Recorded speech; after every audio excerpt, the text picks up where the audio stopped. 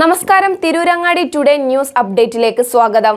Redefining elegance, crafted with traditional Amia Gold and Diamonds, Bypass Road, Chamat.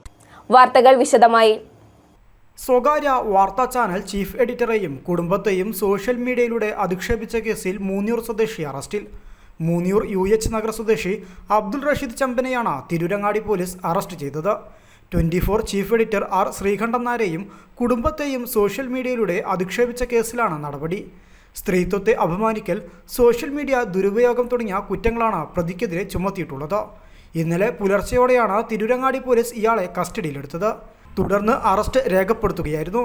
24 chief എഡിറ്ററെയും കുടുംബത്തെയും അധിക്ഷേപിച്ചെന്ന 24ന്റെ പരാതിയിലാണ് നടപടി. ഇയാളുടെ mobile phone ഉൾപ്പെടെയുള്ള രേഖകൾ വിശദമായ പരിശോധനയ്ക്ക് അയക്കുവാനാണ് പോലീസിന്റെ തീരുമാനം. സ്ത്രീകളെ അധിക്ഷേപിക്കൽ, സാമൂഹിക മാധ്യമങ്ങളുടെ ദുരുപയോഗം, 24ന്റെ ലോഗോ ദുരുപയോഗം തുടങ്ങിയ കുറ്റങ്ങളാണ് ഇയാൾക്കെതിരെ പ്രധാനമായും ചുമത്തിയത്. News bureau, Tirurangadi.